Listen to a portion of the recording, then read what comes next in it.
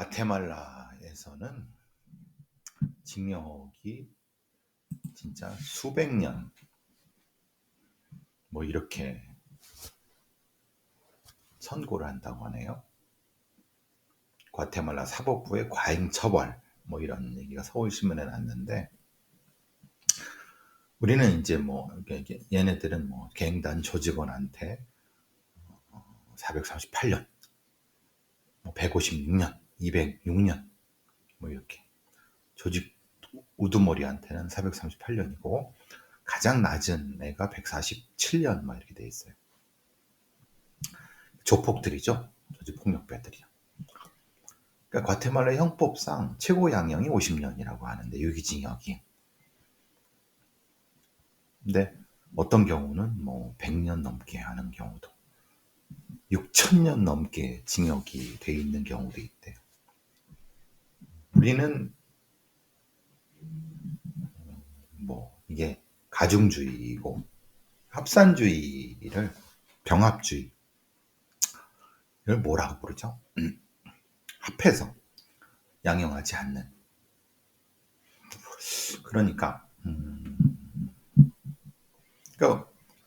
저도 몇 번 그런 말씀을 드렸고 그랬던 게, 우리나라는 형량이 너무 낮다. 그러니까 이걸 가지고 범죄자들이 장난을 치고 변호사들이 그걸로 장난을 친다. 가장 높은 거에 반을 가중할 수 있기 때문에 여러 가지 범행을 같이 저질러도 실제로 처벌은 너무 낮다. 과거에 이제 연쇄강간, 아동 연쇄강간범이 기껏해야 징역 15년. 이게 말이 되느냐. 그래서 김근식이나 박병호 같은 놈들이 연쇄강간 10명이고 20명 이렇게 해도 최대로 줄 수 있는 게 당시 15년. 강간을 뭐 10명을 하든 20명을 하든 15년밖에 안 주고 지금 나와갖고 또 이 범행을 저지르고, 실제로 잔혹한 살인을 저질렀는데, 그리고 뭐 사치유기 막 그랬는데 사치유기는 의미가 없고 형량이 뭐 조금밖에 안 되고, 징역 20년도 뭐 가석방에서 10몇 년에 나오고 10년에 나와서 또 저지르고. 근데 정작 과테말라는 너무 많이 준다. 글쎄, 그러니까 현실적이지 않다 이 얘기가 되겠죠. 그러니까 너무 많이 주는 것도 문제지만 우리나라처럼 너무 안 주는 것도 문제다. 그리고 너무 쉽게 풀어주는 것도 문제다. 그래서 중요한 것은 형량의 양도 분명히 중요하지만 더 중요한 건 질이다. 즉 말하자면 거기서 편하게 먹고 자고 반성도 안 하고 심리치료라든가 심리적인 어떤 것도 안 하고 그냥 시간만 때우다가 대충 말 잘 들으니까 가석방으로 나오고, 그건 아무 의미 없다. 단 2년 3년을 징역을 살더라도 아주 고통스럽게, 아주 거기서 빡세게 뭘 하든 그게 맞는 것이 아니냐. 그냥 거기서 놀러 가듯이 학교 가듯이, 응? 이건 무슨 의미냐. 이게 사실 행정, 교정정책, 여기가 우리가 엉망이다.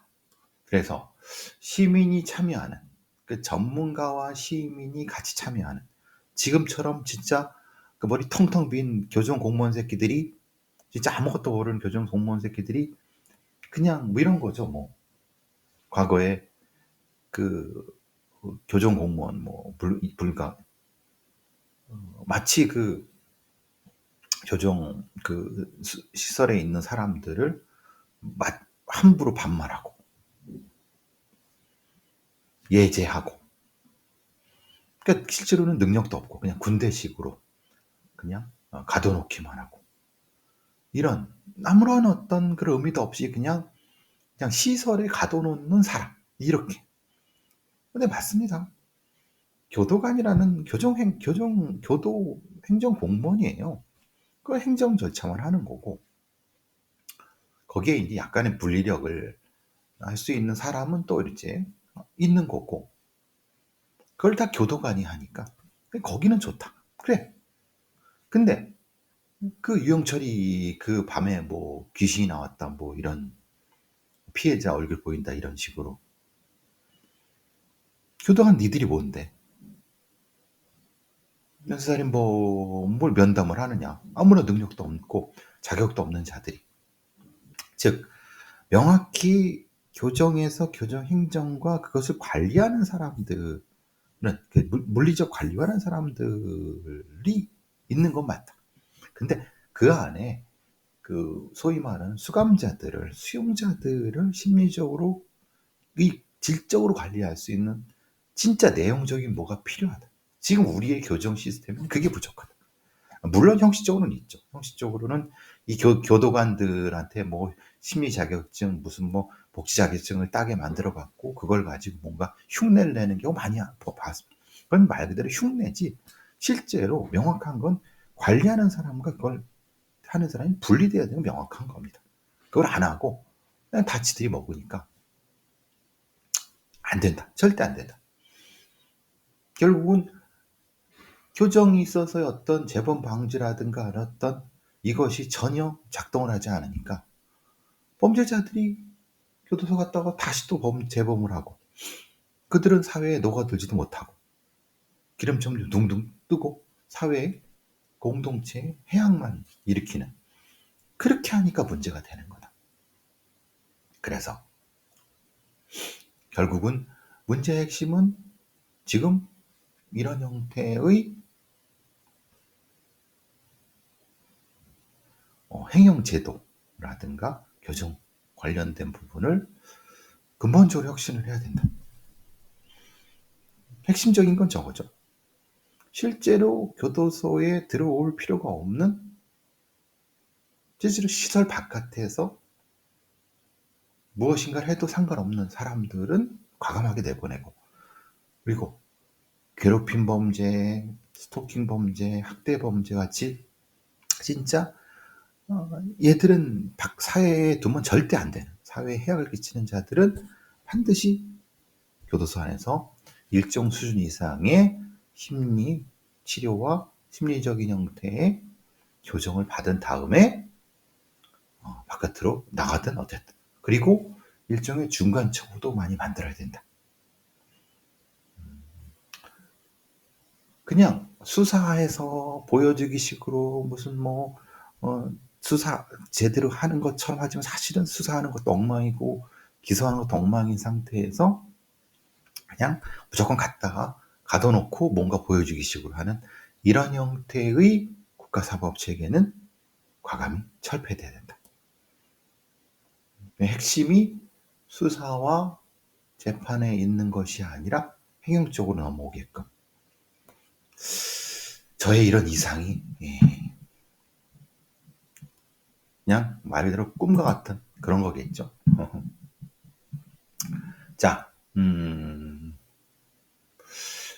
윤석열 정부 관련돼 갖고 지난 토요일 밤에 국립부경대학교 대연 캠퍼스에 아마 대연동에 있는 것 같아요. 부산에 그 대학본부에서 농성을 하다가 이제 나오려고 하는 학생들을 경찰들이 제압해서 사지를 들고 끌고 나온 것 같아요. 대학의 퇴거 불응 혐의로 체포된 거죠.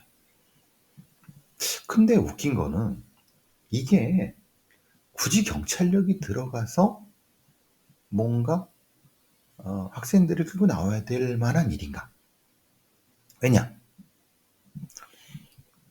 이거는 학교 당국과 학생들 사이의 문제다. 이들 사이에 면담을 하고 대화를 통해서 충분히 풀 수 있고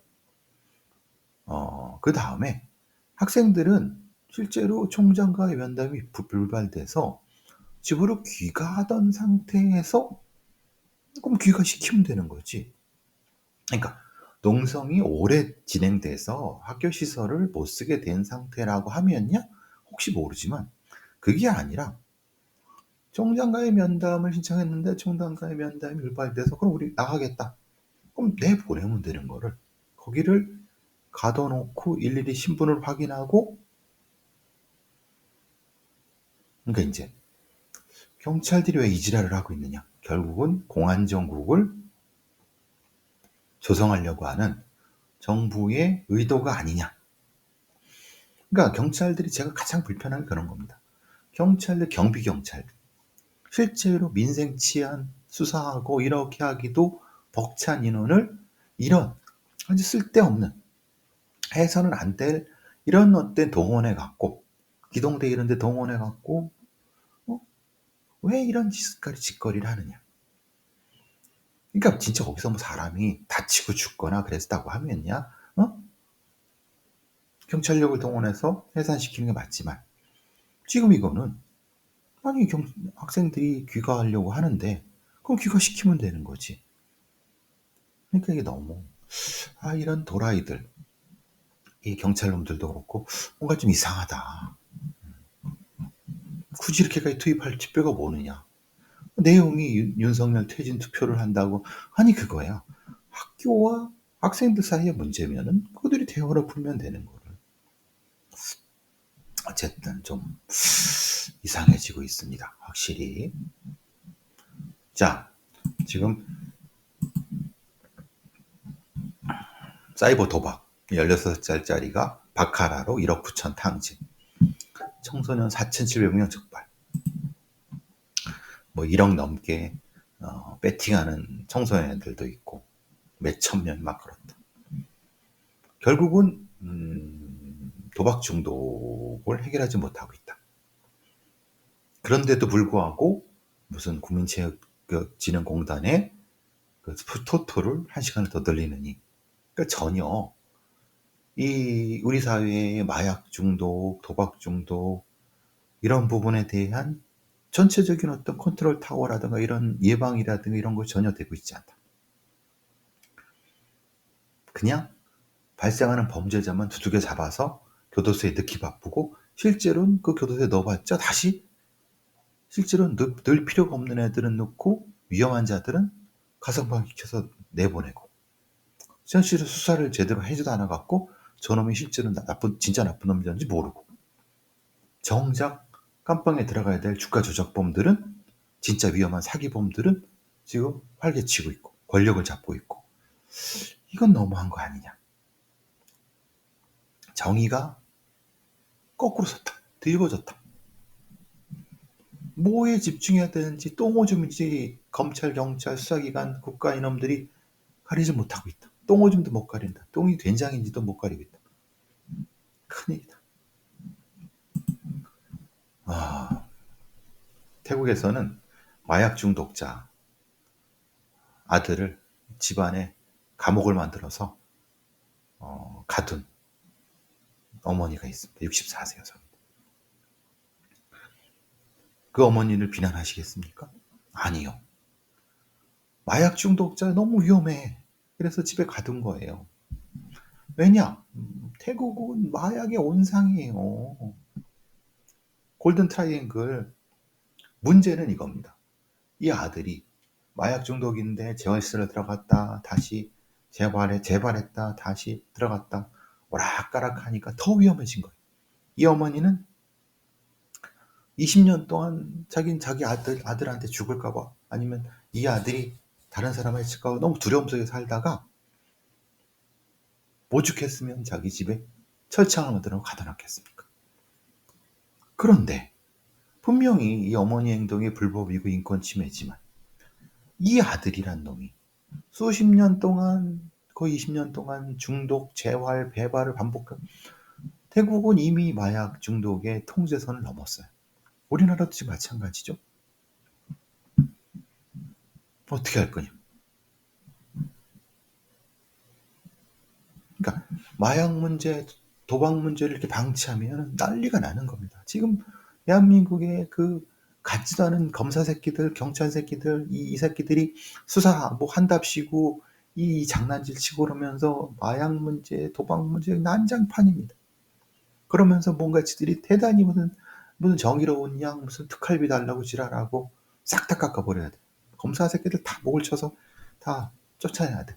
새롭게 인적으로 구성을 해야 돼. 경찰도 맞아. 경찰 상층부도 마찬가지.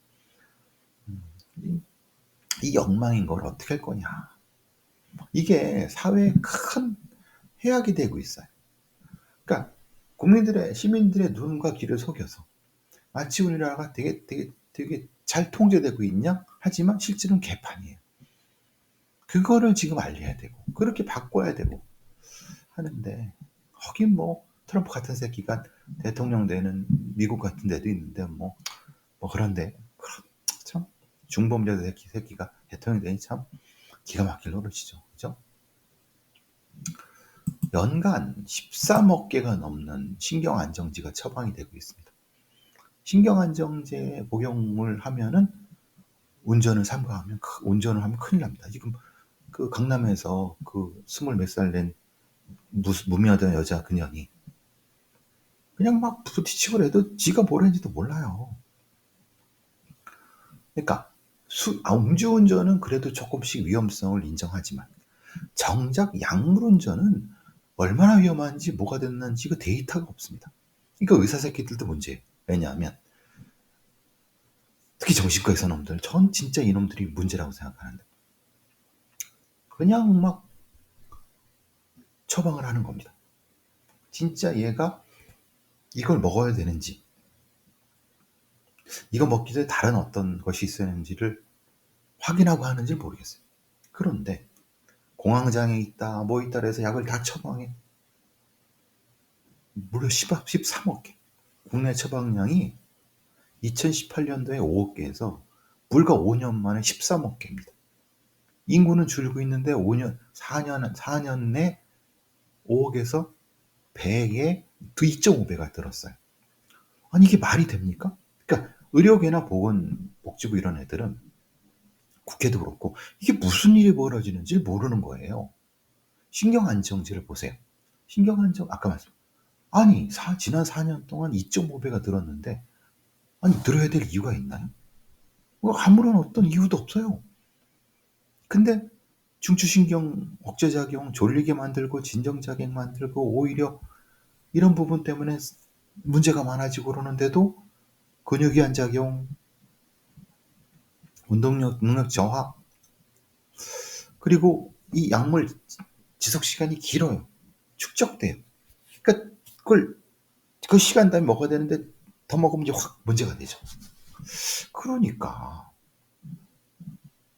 이거를 어떻게 이 뭣도 모르는 그 뭐 범죄 그 뭐 동국대에 무슨 경찰학과에 무슨 교수랍시고 무슨 뭐 고려 뭐 사이버대야 무슨 뭐에 그 경찰 뭐 무슨 교수랍시고 하는 자들은 진짜 뭣도 모르는 인간들이 그냥 막 떠들어대는 것 같은데 그 말하자면 지금 마약류 관련된 통제 시스템도 엉망이어갖고 문제가 되는데 이런 어떤 신경 안정제 관련 정신과 관련된 부분에 대한 이런 통제 시스템이 되고 있느냐. 만약에 그걸 통제하려고 하면 의사 새끼들이 지랄지랄 하겠죠. 왜? 그걸 다 통제할 전문성은 뭐 이렇게 한다고. 그런데 결국 그렇게 안 해보니까 지금 뭡니까? 이 상태가 된 거죠. 약물 운전을 지금 우리 코앞에 들어와 있어요. 이 위험성이.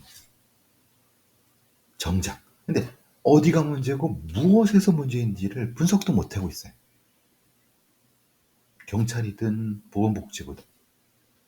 그래서 범죄 분석이 필요하고 이런 사회에 대한 분석이 필요한 거예요.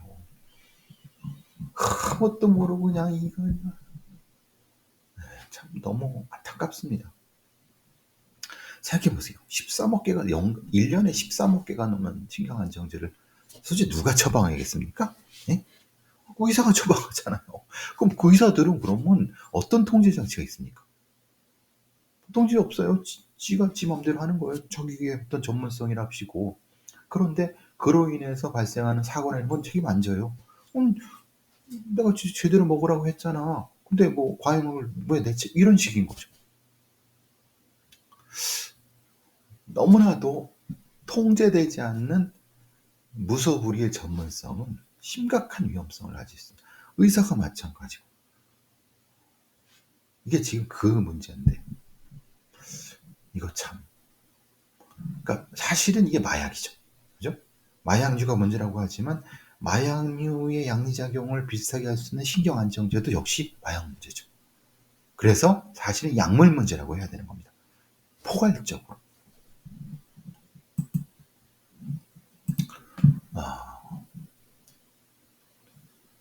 자, 사실 이건 이런 기사가 나서 저는 참 좀 뭐라고 하나, 이게 너무 선동적이다 이런 얘기를 하는 게, 매일경제신문에 이런 기사가 났습니다.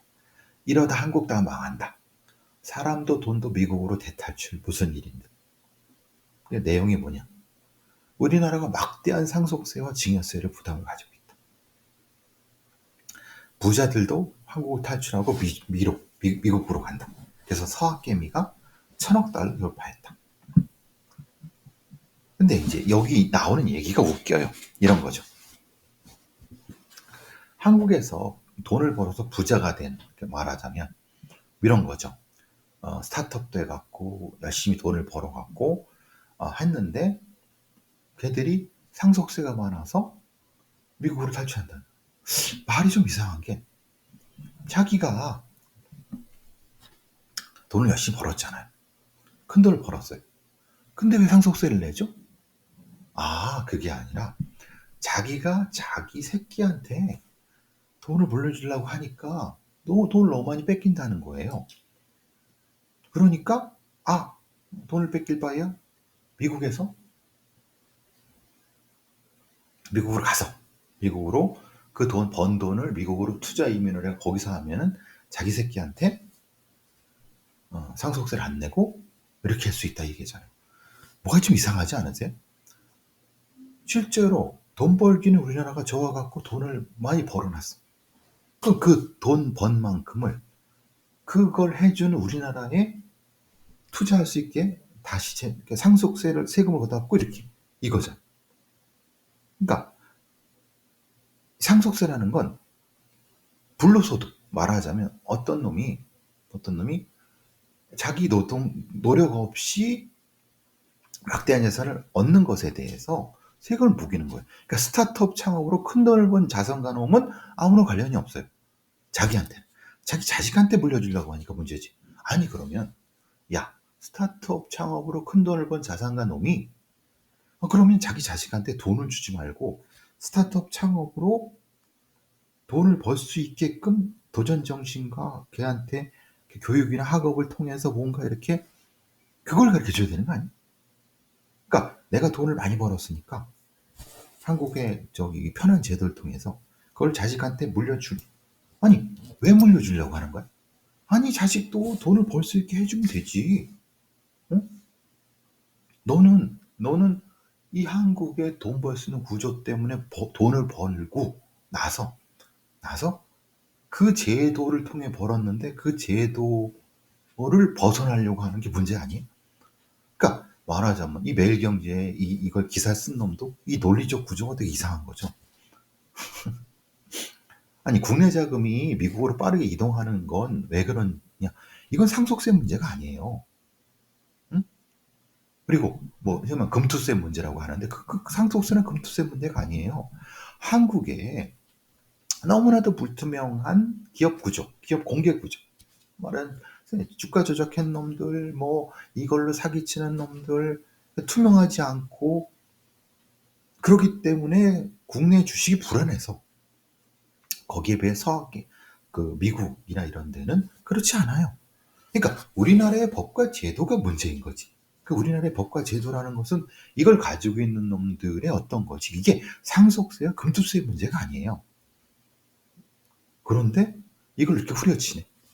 이 매일경제 같은 경제지 개새끼들이 이런 짓거리를 하는 거예요. 아니 물론 저 같아도 미국 주식 살 거예요. 왜냐? 한국의 주식 시장이 불투명해. 주가 조작범이 난리치고 어떤 미친년도 주가 조작해갖고 돈 벌어도 처벌도 안 받고,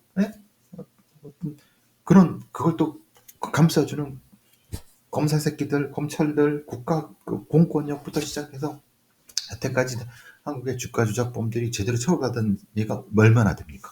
즉 말하는 한국의 기업에서 주식 투자하는데 개미들이 하기 너무 어려워. 너무 다 털려. 그것 때문에 그런 거지.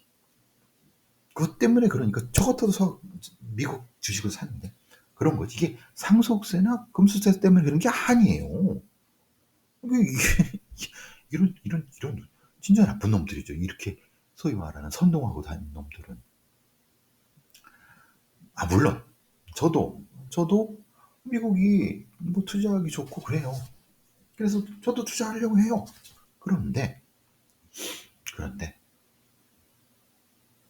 문제는 투자도 괜찮죠. 한국이 왜 주식이 이렇게 불투명한가? 소수의 이런 어떤 재벌놈들 아니면 쟤들 이런 것들을 바꿔야 되는 거지. 꼭 세금 문제만이라고 하는 건 진짜 이건 너무 선동이다. 이건 너무 아니다. 참 기가 막힌 노릇이죠. 물론 저도 다시 말씀드리면 그래요. 자, 제가 범죄에 대한 얘기를 하면서도 이런 사회적인 현상에 대해서 너무 답답한 경우가 많아요. 그래서 한두 마디 했습니다. 제가 웬만하면 정치나 이런 얘기는 하려고 그러지 않는데 이거 그래도 좀 낫지 않아요? 민정당이 낫다는 게 아니라 이게 좀 이게 딱 붙이니까 빛이 안 들어오고 딱 촬영하는데 너무 좋아요. 그죠? 후원해 주실 분들은 슈퍼챗보다는 여기 토스뱅크의 제 계좌번호로 해주시면 감사하겠습니다. 그리고 저희 범죄연구소도 많이 사랑해 주시고 프로파일러 앤 가디언스 프로파일러와 수호자들 범죄연구소 크라임랩 이렇게 되어 있고요. 그죠? 여기 경향신문에 난 저의 기사 전면 기사 그리고 요거는 우리 실버 버튼 우리 채널의 실버 버튼 요거는 우리 친구가 해준 프로파일러 발사문 이거는 크라임 수매 크라임 수상한 메일함 김PD 저 안나씨 전 이게 마음에 들어요. 이 장면이. 어쨌든 자 오늘 여기까지 하도록 하겠습니다. 또 이따 또 매불쇼 녹화 가야 돼요.